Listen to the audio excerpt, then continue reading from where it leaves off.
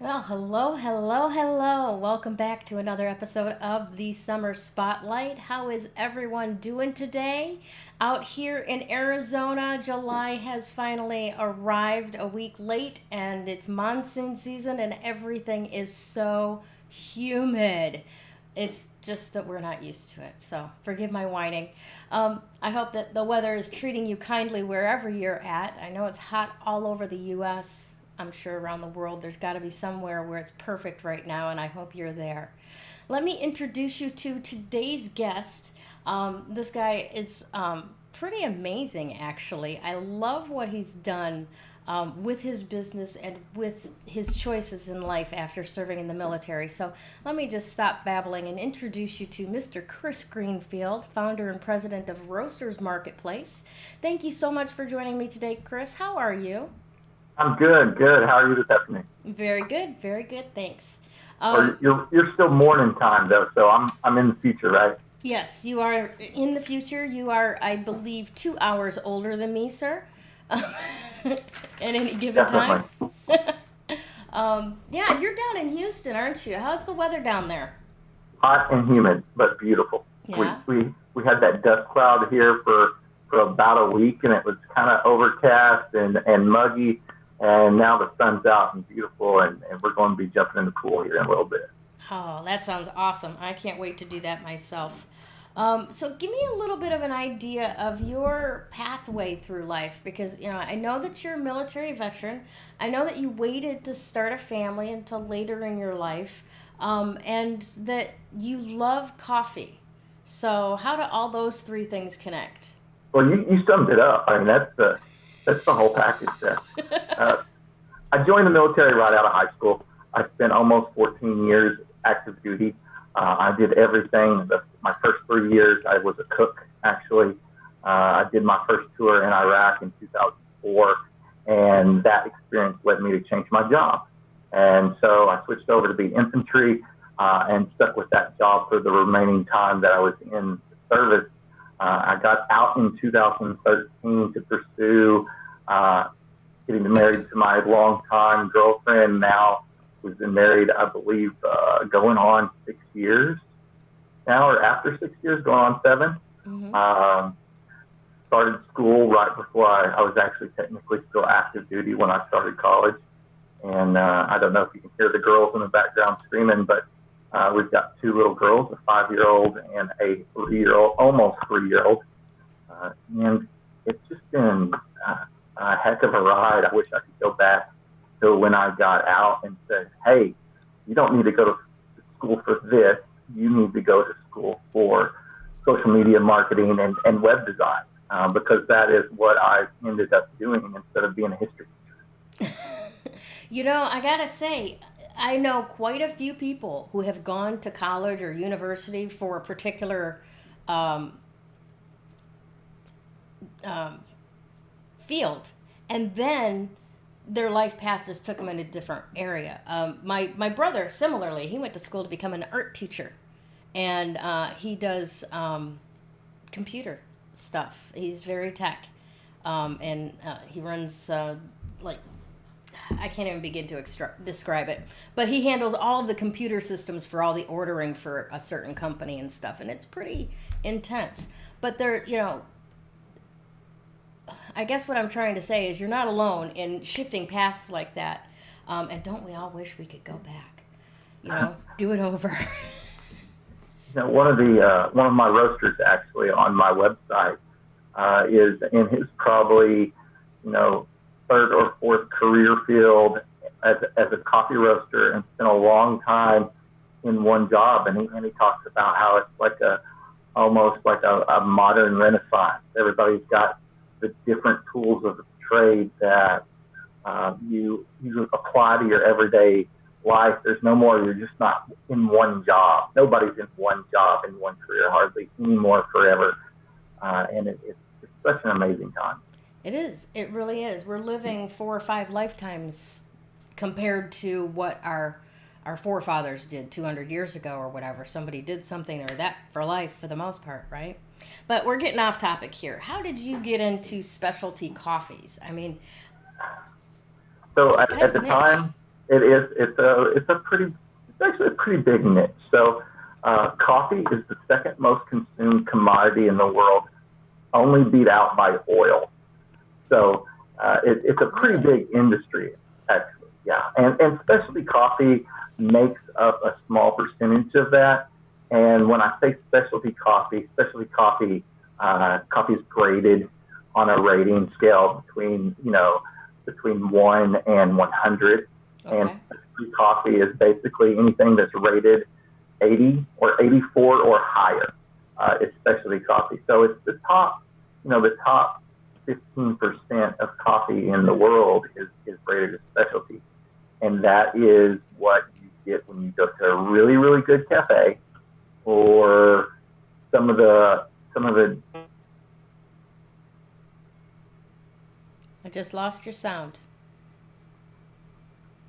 Can you hear me? No, I can. Okay. Okay. Go ahead. Some of the higher end Starbucks products are specialty coffee. If you go in and you buy one of their, uh, one of their special seasonal coffees, that'll be specialty coffee.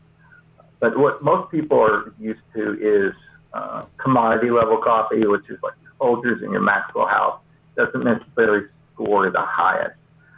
And how I got involved in it is I was doing websites. I was building websites for people, and working for another company on the side. And then I had somebody approach me to build a coffee website, and I started researching specialty coffee, because that would have been that market had I got that job. And I bought coffee from a couple small batch roasters, and I didn't even know people roasted coffee on their own or roasted it in the, how these guys do it. And it was just such an amazing process. I was like, I've got to get into this industry. And now here I am. That's awesome. Gotta love it when you have an opportunity and find something that sparks you up, and then you're actually able to do it. There's so many people that are working in jobs that they just detest. So it's really wonderful to hear people go, you know what, this just kind of lit me up, and here I am. Yeah, Yeah. it's funny you say that. If I had a little bit more time to go back, one of those time travel things again, Hmm. if I could go back and do a little bit more research, I would have. I'm sorry, I lost it again. Your audio. My audio again. Now it's back again. I don't know what's going on with your system. Let me make sure everything's plugged in here. Okay. Right. Hold on just a second. Mm-hmm. Make sure I don't have any. Go away on microphone. Okay. Hold on. Okay, now I should sound a lot better You now. do sound a lot better now. That's like magic. Okay, my those earbuds that I was complaining about a while Mm-hmm. ago Yeah, took over my sound. of I course they did. apologize. No worries. I'm really glad that you fixed it, because you sound a lot better I now. A lot bet. better. I love your microphone. Thank Um, you. so you were telling us about, like finding that if you had more time to go back and redo again. Yes. Please So continue. if I we went, it was kind of one of those perfect transition periods. I was to the point where I was leaving the company that I was currently with, and my wife and I were out having dinner one night, and we came up with the name Roasters Marketplace, and I was like, oh, that's got to be taken. Right? If it's It's a that's good too name. good. It's a good name. And so after a few more Mai Tais at Tommy Bahamas, we went home, and uh, first thing I did was go online and see if the domain was open, and it was. And so I bought it and about 6 different variations of it right then, so I would own them all. Hmm. And started the company right there on a Friday night. Basically, it was like, well, okay, we're doing this. Nice. And that was the first weekend of November 2019, and here I am 7 months later. I've got almost 30 roasters currently live on the website, with another 10 roasters in the wings waiting to be onboarded to the website, and have a little bit over 250 different specialty coffee selections. That's amazing. What is that? 7 months? 8 months? Yep, 8 months. That's incredible. And you have your own show as well, don't you? You've got a Common Grounds podcast. And we do have the Common Grounds podcast. So I've been into podcasting, and I didn't even realize I was into it as much as I was until I started my own. But I've been listening to podcasts for over a decade, easy. And one of the things that really intrigued me about these small batch roasters was their stories. They all have something interesting. They all have a different story to whether, like my buddy Tim, you know, he was in the IT field for like 40 years. It from the time where computers were like room size until the time that we have, you know, the computing power in our pocket of a space command module. But That's true. Everybody has a different story. And I thought that the ones I talked to, everybody I engaged with, all had a cool story to tell. And I'm a big fan of farmers markets. I love going to farmers markets, not necessarily because it's a farmers market, but because you get to meet the people that are crafting what you're consuming. That's great. And it's a priceless, you can't beat it. I mean, you really, really can't. And that is the way I want my website to feel once eventually we get to that point, is to where you go in and you can meet the coffee roaster on the podcast. You can learn more about Chris, or I've got like 6 different Chris's that roast coffee. Apparently it's a popular field for people named Chris, apparently. But there's so many interesting stories that they can tell, and the story of coffee in itself is really interesting. And I just wanted to share that and really, really good coffee with people. So I started the podcast. I love it. I absolutely love it. Okay, so I have a couple of other questions for you here. Okay. Now, every morning, I make my cup of Folgers. I have this amazing coffee maker that does pods. You can do grounds. You can do a full pot. You can do individual. And so I put my Folgers in there, and I brew that, and then I put some nootropics in it and a lump of coconut oil, and I mix that up in the blender. And that's what I drink first thing every morning. Recently, I got courageous, and I got some vanilla hazelnut coffee, right? And it makes my little blend a little bit easier to swallow. The nootropics aren't all that great, right? But what can I do to make that base coffee, whether I'm using Folgers, whether I'm using a flavored blend, you know, and just picking it up at the grocery store, how can I make my basic coffee taste better? So if you're using, so I take it you said pod, so I take it that you're using a Keurig machine or a Keurig-like machine. I'm using a Keurig-like machine with loose grounds in a individual sized basket. Okay. So one of the things that you can do to make that better is figure out what your perfect coffee to water ratio is for whatever you're brewing. And one way you can do that. Okay. This is why I have the shelf here.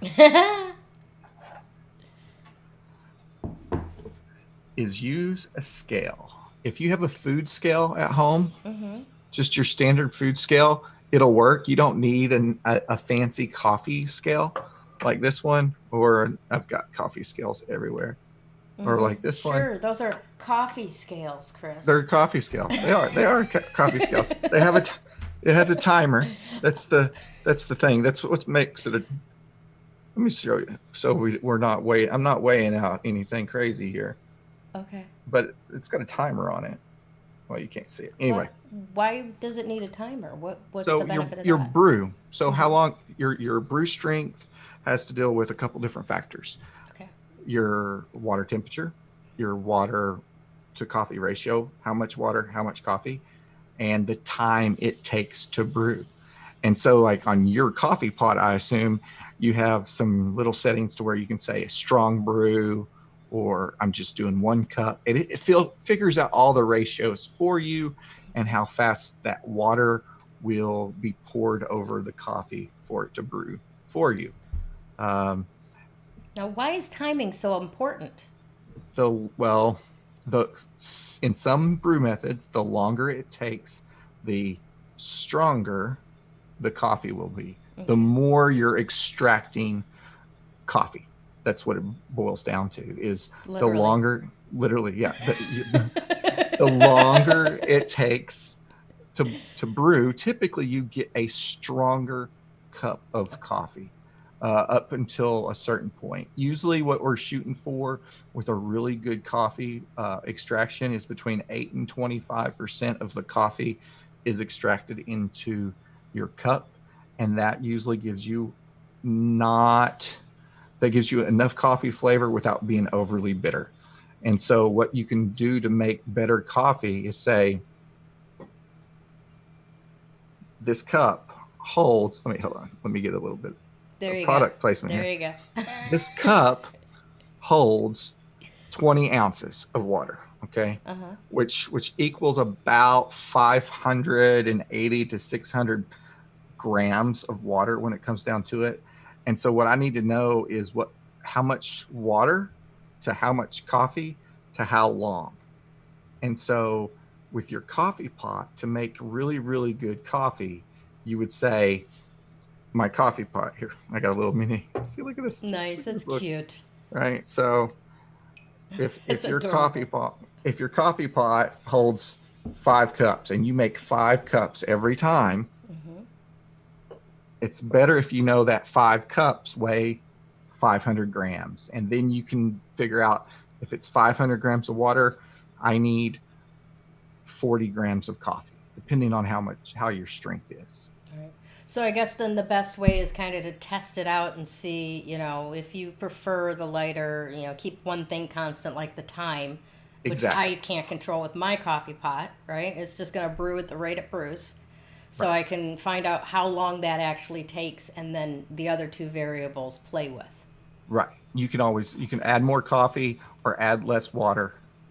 Right. One of those 2 variables accordingly. Right. Awesome.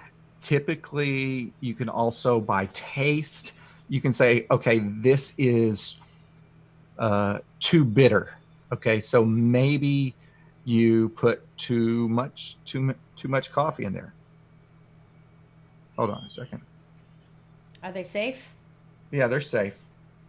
I got the door cracked. They're okay. I gave them a bunch of cookies. Oh, God. I gave them a bunch of cookies and turned on Dinosaur Train for them. So they're okay. They'll come in. Awesome. They'll bust in here without a problem. Speaking of which, hang on a second. Okay. Okay, hang on. I'll have to be right back. I've got to go turn on the TV. Okay. Come on, ladies. Let's go. Well, I will try to entertain you all while he's gone. Wrong one. Hold on a second. There we go. So this is a great opportunity to talk about how amazing it is and how wonderful it is to be able to work from home and have the ability to step away, even in a moment that you're committed to something else, and take care of what needs to be taken care of for your families. And I think, honestly, this is just my opinion, as the quarantine is lifted and we open up and we start getting back to normal, I honestly hope that as many people as possible that have families can continue to work at home with their families so that they can be available in any given moment and be there for their kids. And we are back. Thank you for coming back so quickly, Chris. Luckily, my office is located right next to the playroom, so it's just a quick jump for me to go over there. But you're totally right on the work from home. I've worked from home for probably, well, if you count when I was going to school, when I was going to college right after I've got out, I've been working from home since 2013, and so it's not really a different. There's no change for me. My biggest change is typically in the summertime, we would go to a pool in the afternoon. We would go to a park in the morning. We would be outside all day. I would wear them out. And then I would come home and do most of my work in the evening. But now, since we can't do that, it's just a constant struggle to try to keep them entertained.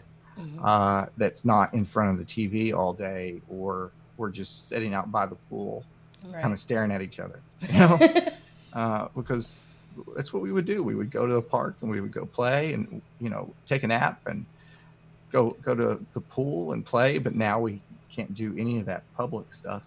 Right. And so it's a different remember, world. I remember growing up when I was young.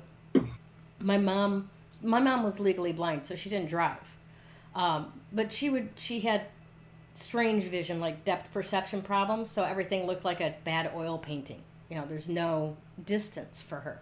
So she would take in extra money by typing up term papers for college students and stuff like that. And it was so nice. And I look back and I appreciate it more now than I ever did then. But whenever I came home from playing, Mom was there. There was just a constant of home was always available, and always you weren't alone when you were there. Whereas my girls, with my situation, I was a single mom for a long time, and they had to let themselves into the house or go to latchkey or daycare, and there's all these other influences on your kids that you've got to rein back in and correct when they get home. That, I really want to see more of a societal shift back to at least one parent being able to be available all the time, rather than having the kids, shoved someplace so that mommy can go make enough money to help daddy pay the bills. That's forgive me, I'm so no, you're exactly right. And we made the decision early on, actually, when we found out that my wife was pregnant and I was going to school. It's like, okay, feasibly, what are we going to be able to do on the two incomes that we have, and to care for our daughter. And the first year we were very lucky, and we never had to do daycare, because it was either I did classes online, or grandma was able to watch the baby, or her sister was able to watch our oldest. And then she was probably 18 months old before she ever went to a daycare, and that was a Montessori school. So it was a really nice thing to be able to do. Yeah. And in 2000, kind of off topic, but on topic of some the show, in 2016, we found out that my oldest, my 5-year-old, was on the spectrum. Okay. And so that resets everything that you have planned out for what you are going to do and what your kid is going to do. And then we shifted over into, okay, we've got to be able to get her to the schools that she needs to go to, that we need to go to the physical therapy 3 times a week, speech therapy 3 times a week, and occupational therapy, 3 times a week. And so we had to switch over to that mindset of, it's going to be different. And that's, that's one driving force reason that I still work from home. And I have 4 or 5 different jobs, I think, at this point. So not including keeping up with them. So. Right. Well, I'm glad to see you doing it. I'm glad to see you making it work. Thank you. Yeah, absolutely. Now, let's get back to the conversation about coffee. Right? You've got to have a favorite. What's your favorite right now? One I've never tried before. Well, then how do you know it's your favorite? Because I haven't had it yet. Oh, I get it. That's the cool thing about getting into this. So coffee is grown in over like 30 or 40 different countries around the world. And each one of those climates is just a little bit different. Each one of those farms, in fact, is a little bit different, or the way they process the coffee is a little bit different. And so they all have their own very distinct character and traits. In fact, I'm really excited about this week. On Thursday or Friday, I should have one coffee from a roaster who I've never had his coffee before. Mm-hmm. And it's from the coffee was grown in Burundi in Africa. And I've never had a coffee from Burundi. So I'm really excited about the fact I can go have this cup of coffee on Thursday or Friday from a coffee growing region I've never had before. And that's what I like at this point. It's kind of fun to experiment. That's awesome. Now, what do you think about these? I've seen some, like there was a Jack Daniel's brand coffee. Right. What do you think about those kinds of like additive types of things being added to the coffee, and what's the point of it? Is it flavor? Does it actually get you drunk? What's going on there? So depending on the barrel aging process, when it comes to like barrel aged stuff, you can, like I've got some port wine barrel aged coffee downstairs that is, it would be perfect coffee to drink with a really, really rich like cheesecake, something really, really creamy, something really heavy bodied, that's really cool. But what I don't necessarily like is when they take really, really cheap coffee, spray it with a bunch of chemicals that taste like whatever, and then they sell it for an expensive price to where you're basically paying a bunch of money for a really cheap product with some flavoring sprayed on it. And then they sell it as it's something special when it's really not special. That makes sense. I mean, everybody should be about integrity, right? That seems a little shaky. It is. And there's a lot of times that, flavored coffees will gum up your equipment. If you have your own grinder, you'll have problems with that, just because of they're spraying your coffee with a flavored oil is what it means when it's flavored.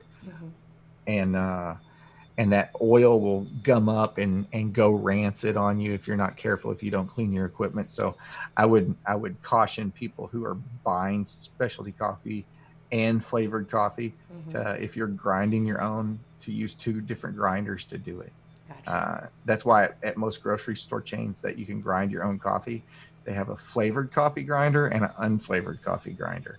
And you're not supposed to put that flavored coffee into the unflavored grinder. That's very interesting. That's probably the vanilla hazelnut thing that I've got going on here is sprayed coffee. Now I'm itching. Now I'm going to get hives. There's some really, really good coffee. In fact, hold on. Let me see what I've got here. This is, let's see. So this is in the magic of television. There's actually not coffee in this bag. It's just air. No. You want to know the secret? It's pinto beans. Oh, okay. Gotcha. They weigh the same. They kind of look the same in the bag. You can't see, and it's weighed. But I'm going to show you something. See if the camera can pick this up here. Let the camera adjust. Just barely. Gotcha. Okay. So on this coffee, it says, let's see, where are the flavor notes? Dark chocolate, berry, and brown spice.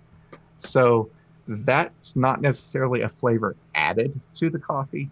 It's just the flavor notes that particular roaster thinks that he can taste when he drinks that coffee.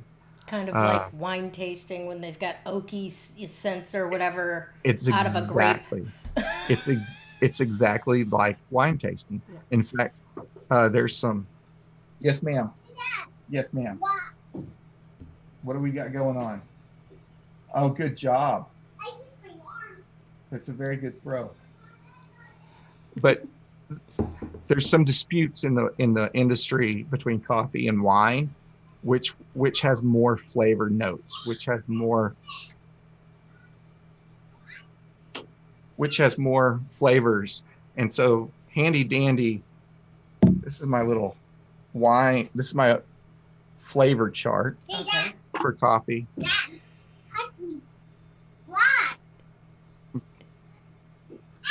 Now they're playing soccer here in the background, so I apologize. It's all good. It's all good. I would rather hear little girls having joy than little girls, like they're having a belt. They're having a blast. Yeah.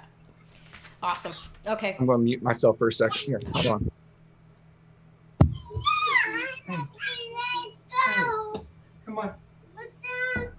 I know. Let's share the ball. Share the ball. Go on in here. Share the ball. Daddy, get off here a second, okay? I'll be right back.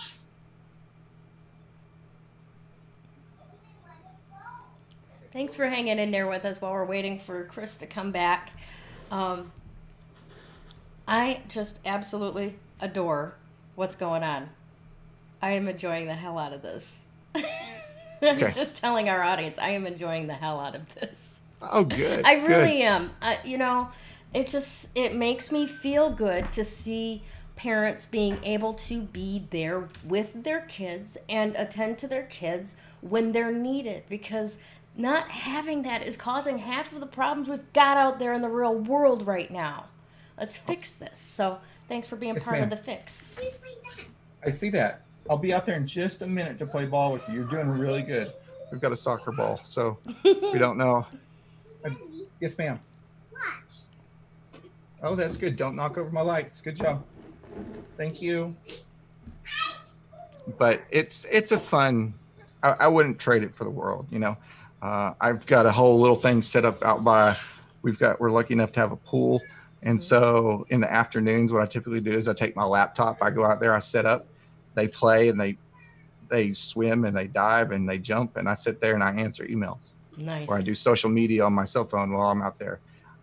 Or we'll get in and we'll swim. We've been doing swimming lessons, which is amazing to watch them take off like little fish. That's awesome. That's wonderful. But coffee is definitely a fun, entertaining thing to do. Well, you were showing me that flavor chart with the flavor notes or whatever.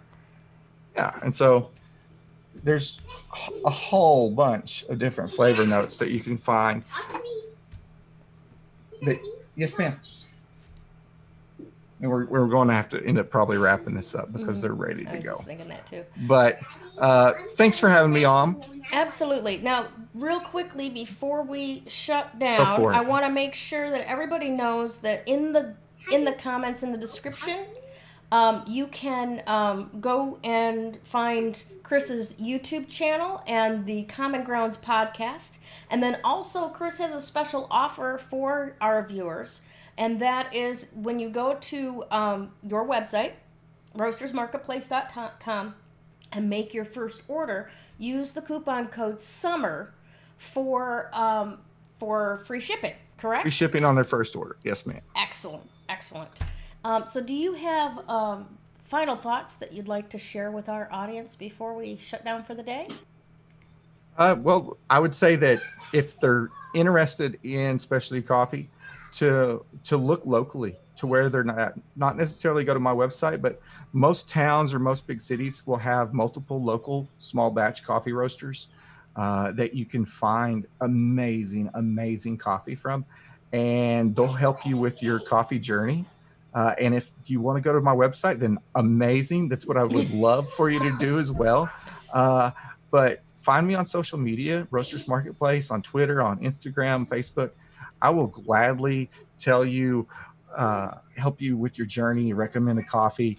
I would recommend people start with a breakfast blend because that's typically what coffee to you would taste like. Mm-hmm. You're not going to find something that tastes like blueberries and stone fruit, but you're going to find, chocolate and, really good breakfast coffee. So start at a breakfast coffee. Awesome. The amazing part is that one that you hear in the background is the one that is on the spectrum.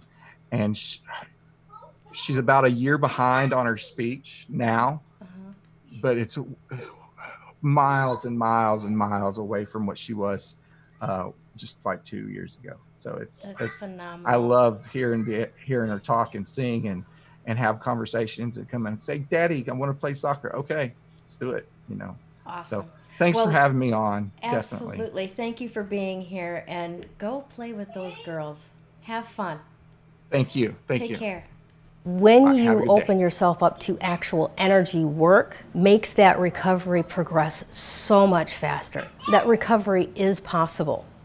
You do not have to live as a victim until your last days. You have unbelievable strength, and I know that because you're still here. Do you want to create something completely unrecognizable with your life? I can show you how.